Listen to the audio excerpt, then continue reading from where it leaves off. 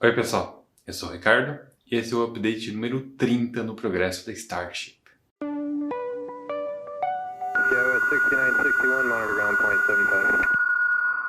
Começamos falando do complexo de lançamento.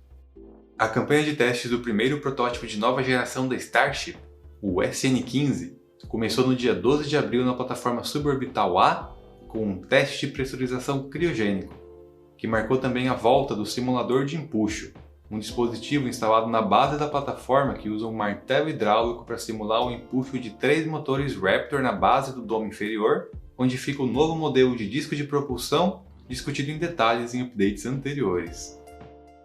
O teste teve um momento que causou surpresa e um pouco de apreensão para quem assistia, quando uma quantidade significativa de nitrogênio gasoso começou a sair da parte de baixo do veículo, o que poderia indicar um vazamento. Mas olhando de perto, não era nada disso. Esse cano aqui, que parece fazer parte do sistema de suporte no solo da plataforma, era por onde o nitrogênio gasoso estava sendo ventilado. O SN-15 faz parte de uma geração nova que incorpora muitas melhorias em relação à geração anterior, e é perfeitamente normal que novos elementos sejam adicionados aos testes, como foi o caso aqui. Depois da meia-noite desse mesmo dia, técnicos da SpaceX usaram uma plataforma elevatória para subir até a altura da maior seção de placas do escudo de calor e continuar com a instalação dela na região do lado direito, que veio incompleta do complexo de fabricação. O resultado do trabalho dessa primeira noite foi esse. No dia seguinte, um novo teste criogênico foi realizado, dessa vez com o objetivo de validar a capacidade dos tanques secundários de armazenar propelente criogênico sob pressão. O resultado de ambos os testes criogênicos deve ter sido bom, pois na madrugada seguinte, o simulador de empuxo foi removido debaixo do SN-15, sinalizando que o protótipo podia seguir para a próxima etapa. Os 3 motores Raptor de nova geração destinados ao SN-15 chegaram ao complexo de lançamento no dia 15. Eles são os RSN 54, 61 e 66, e foram entregues em um único carregamento. Coincidência ou não, nesse mesmo dia uma nova placa de entrada proibida foi colocada nas cercas do complexo, com a frase "Entrada proibida, Raptors à solta". Nos dias seguintes, mais placas foram instaladas no esforço para preencher a região incompleta, até que finalmente no dia 22 o trabalho foi concluído. O primeiro teste estático do SN-15 aconteceu no dia 26 de abril, segunda-feira, no finzinho da tarde.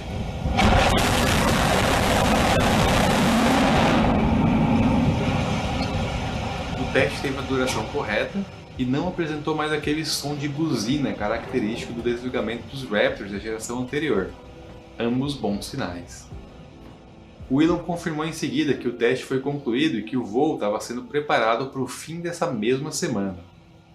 Na sequência, a SpaceX fez um teste dos propulsores do sistema de controle de reação, marcando mais um item do checklist antes do voo. Como já havia acontecido com protótipos anteriores, algumas placas do escudo de calor se quebraram durante o teste estático, especialmente nas regiões mais próximas à saia. O método de fixação nessa região vem passando por testes desde os SN-5 e 6, e uma solução final ainda não foi encontrada. No dia seguinte, terça-feira, também no fim da tarde, um segundo teste estático foi realizado.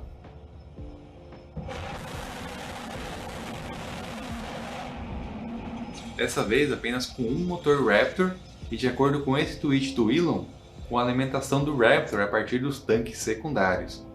E até então, tudo progredindo bem. Na madrugada do dia 28, quarta, os flaps foram liberados de suas amarras e um teste de acionamento foi feito, marcando mais um item do checklist pré-voo. Durante o dia, as placas danificadas do escudo de calor da região da saia foram removidas e na madrugada do dia 29, o sistema de terminação de voo foi instalado no SN-15 em preparação para o voo que estava previsto para o dia seguinte. Na sexta-feira, dia 30, que era a data prevista para o primeiro voo experimental do SN-15, os preparativos foram iniciados no início da manhã, mas o cronograma não avançou e no meio da tarde veio a notícia de que o voo não aconteceria nesse dia. A SpaceX está sendo bastante cautelosa com esse voo para garantir as melhores chances possíveis de um pouso bem sucedido. Com a vitória do contrato da Starship Lunar, agora todos os holofotes estão apontados para Starship. E a partir de agora, os críticos vão ser mais vocais do que nunca, já que tem dinheiro público envolvido. No update número 28, falamos das novas antenas do SN15, mas ainda não estava claro qual era a finalidade dessa aqui, que é muito maior que todas as outras. A resposta veio nessa autorização concedida pela Comissão Federal de Comunicações, que autoriza a operação de um terminal Starlink em Starbase, Texas, em caráter experimental. Mas qual o interesse da SpaceX em usar uma antena Starlink na Starship? Afinal de contas, enquanto ela estiver na posição vertical, a antena não consegue se comunicar com nenhum satélite. Bom, a resposta está diretamente ligada com o perfil de reentrada e descida da Starship pela atmosfera terrestre, que é feita na posição horizontal. Durante a reentrada, a velocidade hipersônica comprime a atmosfera na frente do veículo, criando um plasma superaquecido cheio de partículas ionizadas que interferem nas ondas de rádio e causam um efeito chamado de blackout de comunicação.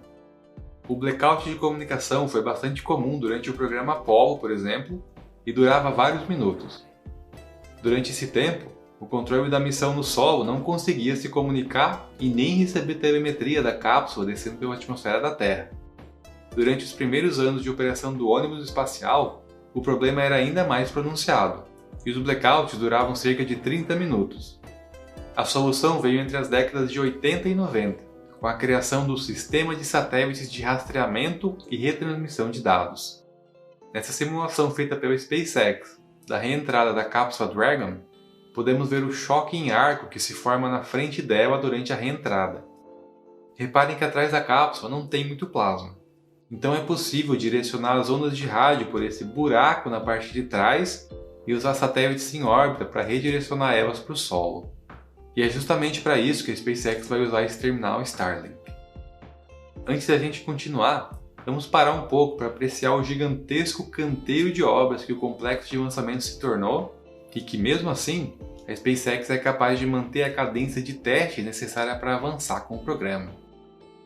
Na plataforma orbital, a extremidade de cada um dos pilares foi fechada com uma tampa dessas aqui, que contém também várias hastes que vão ser conectadas com o vergalhão restante acima do nível do concreto e um buraco no topo por onde o concreto vai ser despejado. O resultado é esse aqui, todos os pilares com suas respectivas tampas. O próximo passo é a montagem desses enormes suportes para a mesa de lançamento na extremidade de cada um dos pilares. Esse diagrama do usuário Raivo45 do fórum nasaspaceflight.com demonstra como vai ser o resultado final dessa montagem com a mesa de lançamento em cima deles. E como um sinal de que os pilares estão prontos para a próxima fase de montagem, esse apoio que ficou no centro deles desde a montagem dos moldes de metal e concretagem foi finalmente removido, deixando os pilares se sustentando sem qualquer apoio pela primeira vez. A torre de lançamento e integração segue avançando no ritmo desenfreado.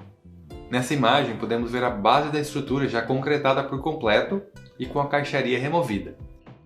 Reparem como cada um dos cantos conta com uma série de hastes que formam os pontos de fixação das colunas de aço pré-fabricadas como essa aqui, visível ao lado da base da torre. Os outros 4 pontos entre cada coluna é onde as vigas de apoio que interligam as colunas da estrutura são fixadas. As 2 primeiras colunas foram posicionadas sobre a base da torre nos dias 20 e 21 de abril, mostrando que a construção seguiria num ritmo veloz. Em questão de alguns dias, o primeiro nível da torre já estava completo, como podemos ver nessa imagem do Philippe Botin. Cada nível tem 3 andares e conta com vigas cruzadas e horizontais bastante comum nesse tipo de construção em aço estrutural. Reparem que a parte central tem uma abertura de 4 lados, um sinal de que a estrutura vai contar com um robusto núcleo de concreto que deve subir pelo centro até o topo dela. Outro ponto interessante da construção da torre de integração é que outras seções dela estão sendo montadas lá na planta de separação de gases e produção de propelente. Nessa imagem podemos ver diversos elementos dela dispostos no chão e o que parece ser um gabarito para a montagem de uma dessas seções. Nessa outra imagem podemos ver as 4 colunas principais. O objetivo é pré-montar um nível completo da torre, como podemos ver nessa outra imagem, transportar ele para o complexo de lançamento e içar o nível completo de uma vez só para agilizar a construção. O topo das colunas do primeiro nível já conta com esses guias aqui que vão auxiliar no encaixe do próximo nível inteiro. Um ponto curioso é que as duas faces que formam o canto que fica de frente para a plataforma orbital têm uma série de furos ao longo do comprimento da coluna. Reparem que essa coluna aqui que fica atrás não tem nenhum furo. Um possível uso para esses furos é servir de ponto de fixação para uma série de trilhos que corre da base até o topo da torre, onde o mecanismo que vai capturar o Super Heavy durante o pouso pode ser instalado. É cedo ainda para tirar qualquer conclusão, mas vamos ficar de olho em como eles vão ser usados à medida que a torre é construída. O segundo tanque de armazenamento de propelente criogênico da plataforma orbital, chamado de GSE-2, deixou o complexo de fabricação no dia 20 de abril, seguindo para o complexo de lançamento, onde o mesmo guindaste usado no tanque anterior já esperava para fazer o içamento e posicionamento sobre outra base de concreto no local. Nessa foto podemos ver em mais detalhes o domo inferior desse tanque, que já tem as diversas tubulações necessárias para a integração com as instalações de armazenamento pré-instaladas. Lembrando aquelas tampas que estavam sendo montadas na planta de separação de gases e produção de propelente que vimos no update número 23? Nessa outra imagem vemos uma delas já completa e montada numa estrutura cilíndrica que vai formar o casco exterior dos tanques de armazenamento do complexo de lançamento. Vai funcionar assim: o tanque de 9 metros de diâmetro já instalado na base de concreto vai ficar no interior, enquanto que um casco desses, que tem 12 metros de diâmetro, vai envolver ele por completo, formando um vão que vai ser preenchido por algum material isolante, como espuma, para tornar viável o armazenamento a longo prazo de líquido criogênico. No dia 22 de abril, essa estrutura que vinha sendo montada no complexo de fabricação há algumas semanas foi finalmente concluída e transportada para o complexo de lançamento. Durante toda a duração da construção, sua função permaneceu um mistério, já que nada parecido havia sido montado até então. Para desmistificar sua função, temos que resgatar essa imagem aqui, que mostra um mecanismo hidráulico sendo içado para dentro do nariz dessa estrutura. Reparem que o nariz fica completamente envolto pela estrutura e que existe bastante instrumentação ao longo da superfície do nariz e também nas vigas que vão até o topo dela. Sem informações oficiais da SpaceX, só podemos especular. Mas faz sentido que essa seja uma estrutura que testa as capacidades do nariz de suportar as cargas aerodinâmicas durante a subida pela atmosfera, em especial durante a fase do voo conhecida como Max Q, onde a pressão aerodinâmica chega no pico. Esse tipo de estrutura especializada é bastante comum e não é surpresa que a SpaceX tenha construído algo assim. Nesse vídeo podemos ver uma estrutura que foi construída para o teste de separação entre o primeiro e o segundo estágio do Falcon 9. Tá gostando do update? Então não esquece de se inscrever no canal. Sério, é muito importante e fundamental para o canal continuar crescendo. Agora vamos falar do complexo de fabricação. No dia 12 de abril, essa aleta de grade do Super Heavy foi entregue no complexo de fabricação. Essa é uma aleta completa que já tem o ponto de montagem que encaixa na estrutura do propulsor. Nessa outra imagem podemos ter uma melhor noção do tamanho dela quando comparada com a aleta de grade do Falcon 9, que é a maior peça de titânio fundido fabricada em todo o mundo. No dia seguinte, o Super Heavy BN-1, um protótipo exploratório que jamais voaria, começou a ser desmontado no que foi o trabalho inaugural do guindaste aéreo do Galpão Alto. As seções foram levadas uma por uma para o ferro velho, liberando espaço no Galpão Alto para montagem e integração de novos protótipos. Enquanto o SN-15 aguarda a realização do voo experimental, o SN-16 foi integrado por completo no Galpão Alto e se torna o 6º protótipo completo da Starship a atingir esse marco.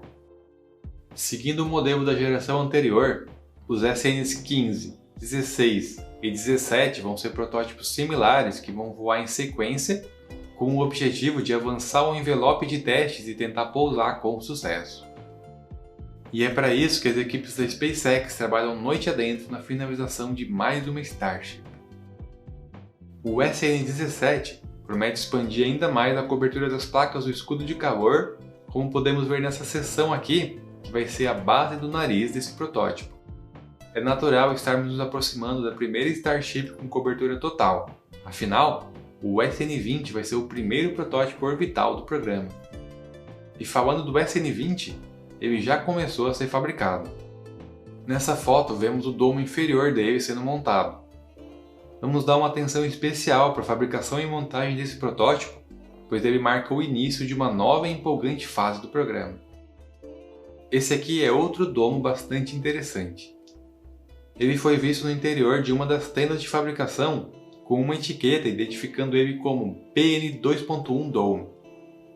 Isso pode significar que ele vai fazer parte do primeiro tanque de teste do Super Heavy, cujo objetivo deve ser o de testar a habilidade do domo e do disco de propulsão, que juntos contêm 56 perfurações de suportar as pressões necessárias durante a operação. Para quem estava duvidando que o Elon Musk ia mesmo fazer um bar no topo do galpão alto, esses painéis de vidro aqui são a prova de que ele estava falando sério de verdade.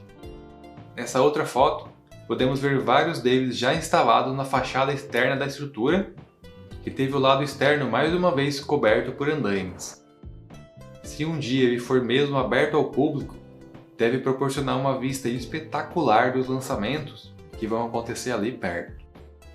No update anterior, falamos da vitória da SpaceX no contrato do programa Artemis da NASA para o desenvolvimento da Starship lunar. Sabe quem não ficou nem um pouco feliz com isso? O dono da Blue Origin, o bilionário Jeff Bezos. A empresa protocolou uma reclamação com o Government Accountability Office, um órgão do governo federal americano que faz auditoria, supervisão e prestação de contas dos gastos públicos. O Elon Musk respondeu com um tweet num tom de provocação, dizendo que a empresa do bilionário não consegue nem chegar até a órbita da Terra. A proposta da Blue Origin descumpria algumas regras do contrato, como a exigência de pagamentos adiantados, e por isso ela foi desqualificada, sem falar no preço proposto, que era muito mais alto que o da SpaceX. O Integrated Lander Vehicle era o projeto mais tradicional dentre os 3 finalistas, e embora encabeçado por uma empresa relativamente nova e inovadora, era o projeto com mais cara de old space dos 3 apresentados. O Elon também disse em uma nota para o Washington Post que a proposta da Blue Origin era simplesmente muito cara, que ela custaria o dobro da proposta da SpaceX e que a SpaceX fez muito mais progresso com o hardware. Se referindo ao Bezos, o Elon acha que ele precisa focar 100% na Blue Origin para ela ser bem sucedida e que espera francamente que ele faça isso. Por hoje é isso, pessoal. Deixem um like se gostaram e se inscrevam para não perder os próximos updates. Você também pode apoiar o Entrando em Órbita se tornando um membro, que te dá acesso a vários benefícios exclusivos. Um abraço e até logo!